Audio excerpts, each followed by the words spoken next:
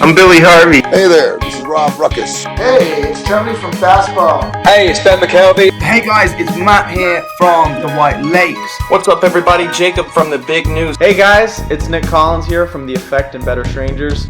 Check me out at Almost Famous Magazine. Buzzing from our clips to be dropping on Almost Famous Magazine. Check out Almost Famous Magazine. You can find more clips from my interview with Almost Famous Magazine.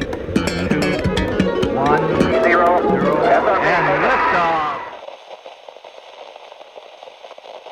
And I see that a lot too. I mean, that's not the only time that's happened. I saw there was some kid in there. He's playing Broham by Pennywise. Whoa, but he's playing it in the wrong key. He's playing an E instead of D.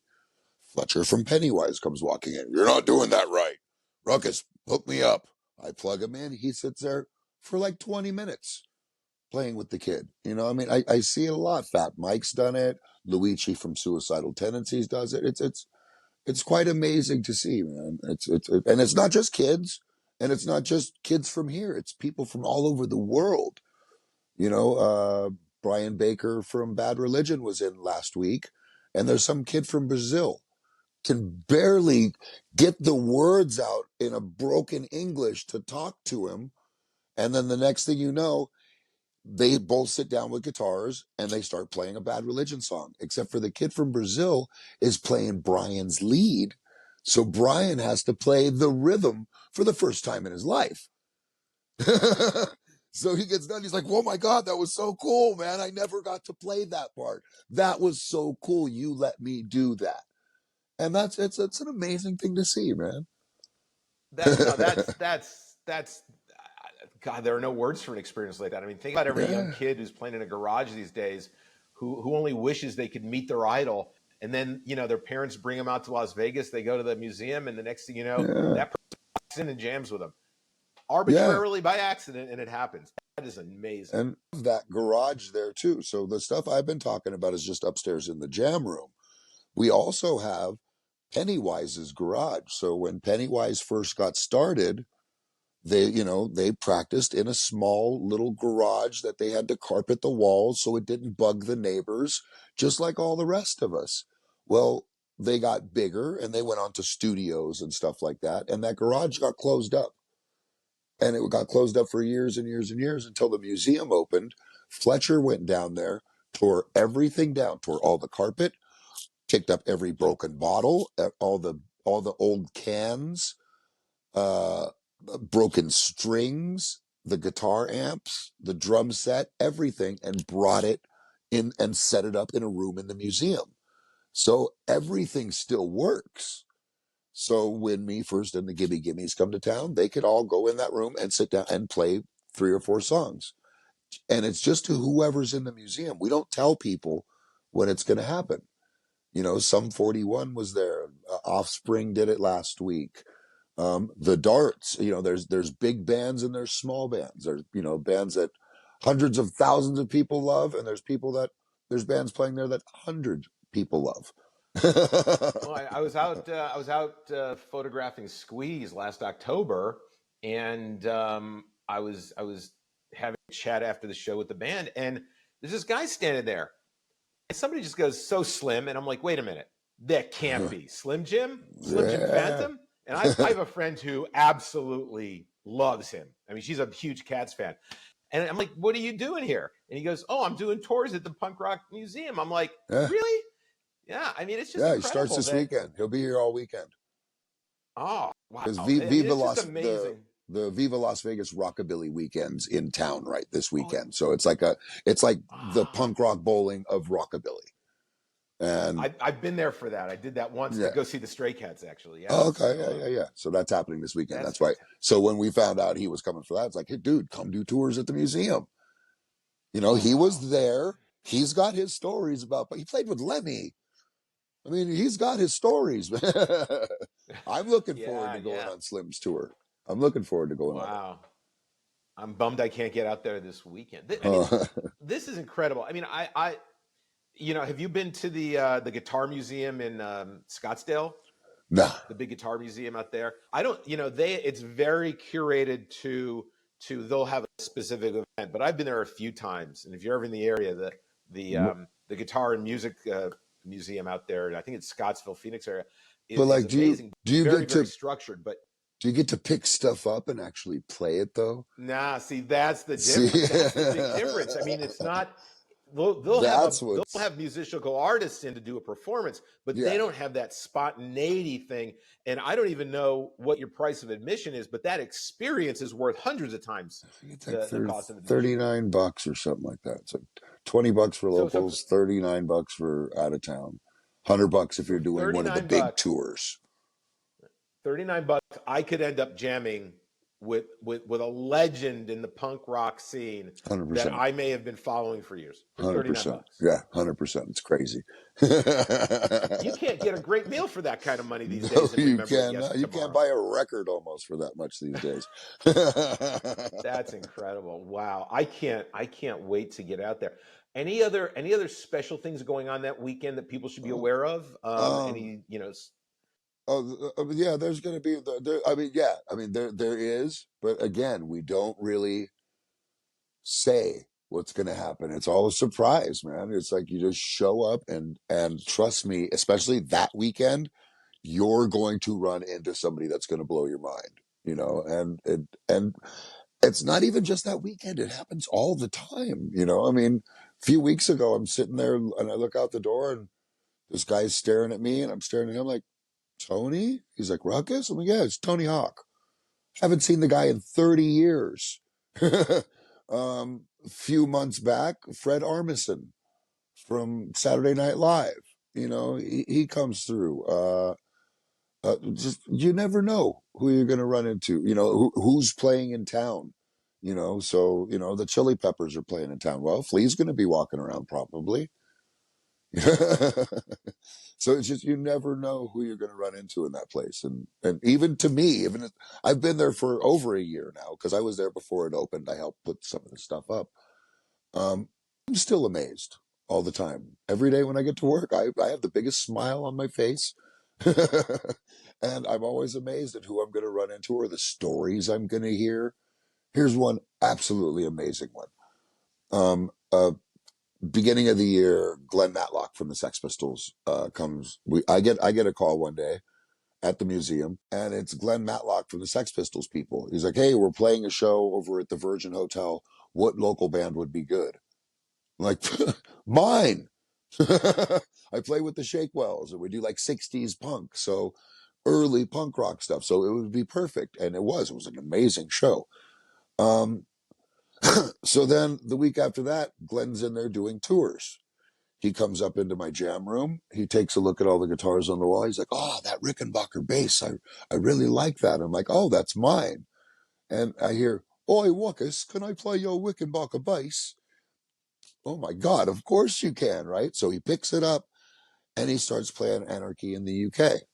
Now, if you've heard Anarchy in the UK from the Sex Pistols record, Never Mind the Bullocks, Glenn Matlock wrote 11 of those songs, but he doesn't play on that album. Steve Jones, the guitar player, played the bass riffs. So he's basically just copying his guitar riff on a guitar. Glenn Matlock's version of it was boo boo boo boo boo boo boo boo boo boo boo boo boo boo boo boo boo boo, and I'm like, "Oh my God, what are you doing?" And he's like, "That's how the song's played." He goes, "That's how I wrote it." And I'm like, "Oh my God, I've been playing that song wrong for 40 years. I'm like, "Where did you get that idea for that bouncy boo boo boo boo boo boo?" He's like, "Oh, ABBA. I was listening to a lot of ABBA back then." And I'm like, "You're telling me like the biggest punk rock song in the world, Anarchy in the UK, is based off of ABBA?" He's like, "Waterloo. Boo boo boo boo boo boo." I'm like, "Oh shit." Blew my mind. Wow. Absolutely blew my mind. These are amazing stories. Wow. I could go on this one forever, but I definitely can't wait to get out there to get a chance to see this for myself. But now you've got a band now that it's the Shakewells, right? Tell me about the Shakewells, because it sounds like I'm a bit of a band whore, so I play in a few bands kind of all the time. 10 was my most that I was in all at once. So like at that point, literally I would do a gig with the Fremonts, who was my like bluegrass country band, at like 7 o'clock, and it's full on country outfit, bolo tie, cowboy hat, boots.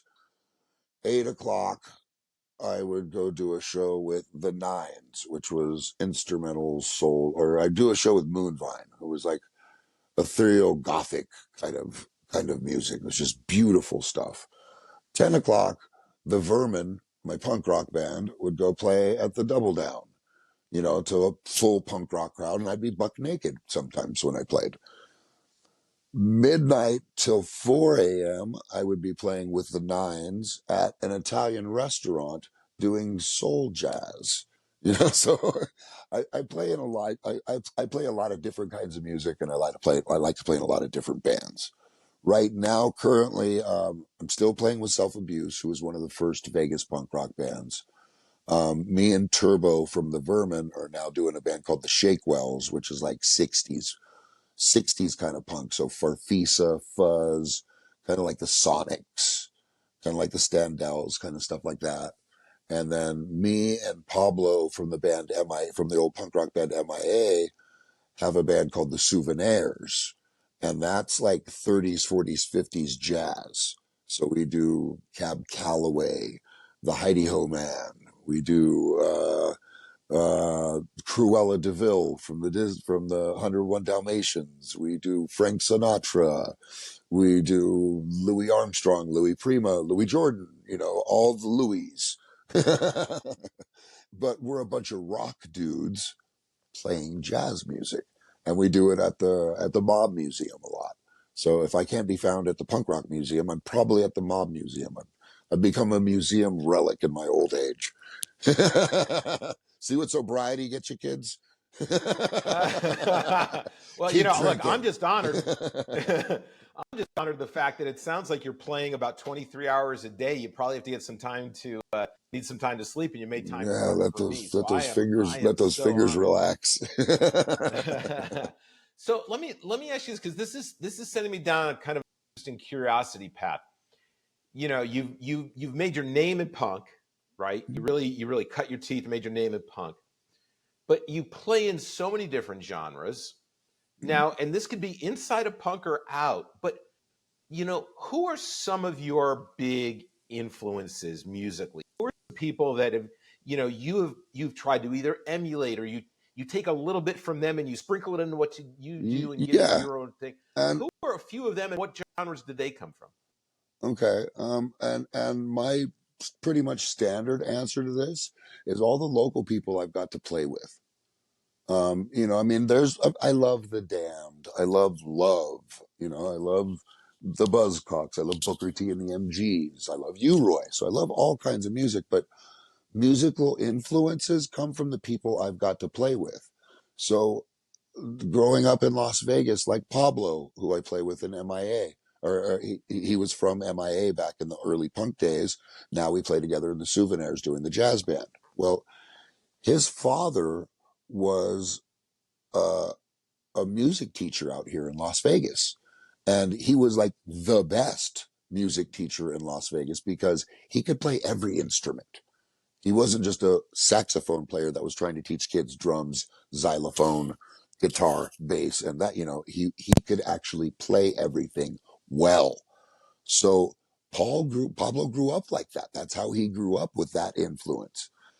Getting to play music with him, I'm stealing all those little tricks and little, the things I'm learning from him. And then I'm taking some of that and I'm putting that in my punk rock band, or I'm putting some of that in the country band, and just mixing all of that together. So literally, like Pablo Schwartz, probably one of my biggest influences, and he's from Las Vegas, but he was another one. He was in MIA back in the early punk rock days. After punk rock, he was in Jimmy Jackpot and the Hot Slots, which was a funk band. Then he was doing VA, which was instrumental, or not instrumental, but all acoustic music. Then when I got together playing with them, we were doing a band called the Western Bone Cleavers, where we were doing everything from ABBA to Zappa. We were playing everything, anything and everything, but our own versions of it. But they were all cover songs, but our versions of it. So that's kind of where I started really learning stuff from him. And then when his father sadly passed away, he moved back to Las Vegas to take care of his mom. He had been living in a cabin up on Brian Head Mountain, literally a cabin, no running water, no electricity. You want to get warm, you go chop down a tree. You need water, you go get some snow and put it in a pot and boil it. Literally for like 16 years, he was living up there. All he had was a little Radio Shack boombox and a box of cassette tapes for entertainment. And it was a lot of cassette tapes of that were his dad's. So they were old jazz stuff, old Louis Armstrong, old Louis Jordan, old Cab Calloway stuff. So he started learning those songs just sitting up there by himself, learning that stuff. And when he moved back to Vegas, I'm like, dude, you know all these songs. Teach me jazz. Let's make a band. And we did. And we've been doing it for a few years now. So I would say my biggest influences come from the local people of Las Vegas that I've got to play with over the years. Yeah. Wow. My biggest influences. That's great. Sounds like you've even played with everybody. I mean, you really, is there anyone you ever wanted to play with that you haven't had a chance to perform with or collaborate with? Well, yeah, of course. There was lots of bands that, I would have loved to have opened up for and stuff. The Bad Brains never played in Vegas back in the day. I would have loved to have seen, I got to open up for the Bad Brains in their heyday. There's a lot of bands like that, but for the most part, I can't complain, man. I've pretty much got to see and or meet, for good or bad, because mostly for the good. But there's been a few that I've met where I've just been like, oh man, God, you're a jerk. I don't ever want to listen to so and so's band again, but I still do. I can separate the art from the artist. Yeah. No, and look, I've had those experiences myself, and the interesting thing is keeping it all in perspective, right? Yeah. If someone creates the art that you love, they may never be your friend, and they may not be the nicest person to you, but you have to appreciate their creativity and what they bring to the world, and definitely appreciate the fact that they've given it a piece of themselves. What are some of your thoughts? Excuse me. What are some of your thoughts? You've been around in punk so long, and I think back to, for me, my first introduction to punk was a lot of stuff coming out of the UK, right? Mm-hmm. It was a lot of music. It was very societal, very much written about the strife in the UK, late 70s. A lot of hurt, anger, distrust, things like that. Up the government. And yes, and now, we have so much music in our lives, right? I mean, back then, you wanted to get a Clash album, you had to wait for it to be shipped, hope your local record store got it, hope they got it, yeah. And then you were one of the lucky people, like a ticket if you were able to get it off a shelf. Now we have access. And you got to realize, so I lived in the music. middle of the desert. We would have to drive to LA to go find places sometimes, for hair dye and T-shirts and creepers and monkey boots, clove cigarettes. They didn't sell clove cigarettes in Nevada. We had to drive to California to get those. Yeah, it was hard to get all the good stuff back in the day, and there was kids don't realize how easy they got it now. I know. And you had less opportunity. It was just harder to learn about new bands and were outside of your general area. But now we live in this world where, somebody can pick up an instrument tomorrow and in 3 days it's online somewhere. It may or may not be good. It's their creativity. Yeah. It may not be, it may be the receptive or not. But there's so much punk music out there now, right? Where have you seen, and what are the things about punk music that you really see have like evolved and lived on well? And then what are your thoughts about new punk, like these young people who are coming up? And adding some of those differences, right? So that's something I can also correlate to working at the museum. So the downstairs of the museum is pretty much 1970s through 1990s. The upstairs of the museum, where the tattoo shop and the art gallery and my jam room is all 2000s bands. So when I first started working there and doing tours, I would walk through the downstairs and I got stories about everybody. I knocked out the singer from the Vandals. We got in a fight with the Misfits at this show, blah, blah, blah, blah, blah. I've got stories. But when we get upstairs, I don't really know a lot about most of the bands, the newer bands. I don't know as much. I know a lot, some of them, but not all of them.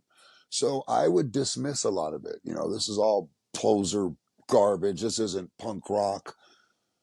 But it was Smelly from NoFX who hit me one day, and he's like, "Hey man, that ain't right. Don't put those bands down. Those bands are some kid's doorway in to finding out about everything else, and how to treat themselves, how to treat others, where you want to support, where you don't want to support.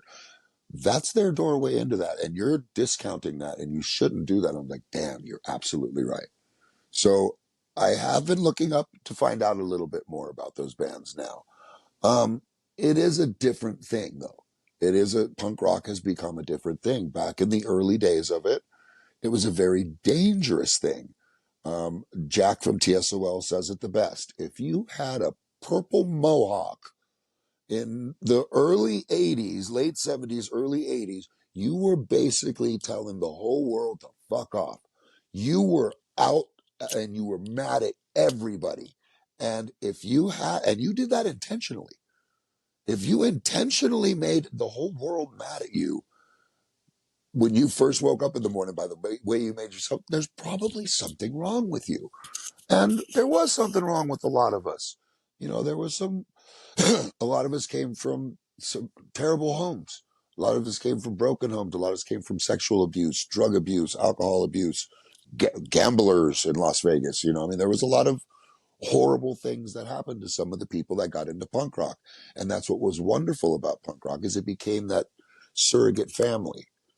Even if it was a bunch of, thugs, murderers, and thieves, we took care of each other. When somebody fell down in the pit, we would pick them up. We'd wipe the blood from their face and, pour a beer on it and then make sure they were okay. But it was a very dangerous place. You could get stabbed. Somebody might come in with a piece of dynamite and blow up part of the building while you're in there. In Vegas, back in the early days, we couldn't, just like the LA punks couldn't go to Disneyland, Vegas punks couldn't go on the Strip or Fremont Street. We were not wanted by the mafia-owned casinos with our purple mohawks and "fuck Reagan" on the back of our leather jackets. So they own the cops. At the time, back in those days, and just be straight, so there was no all-age clubs in town. We used to have to go have gigs out in the middle of the desert.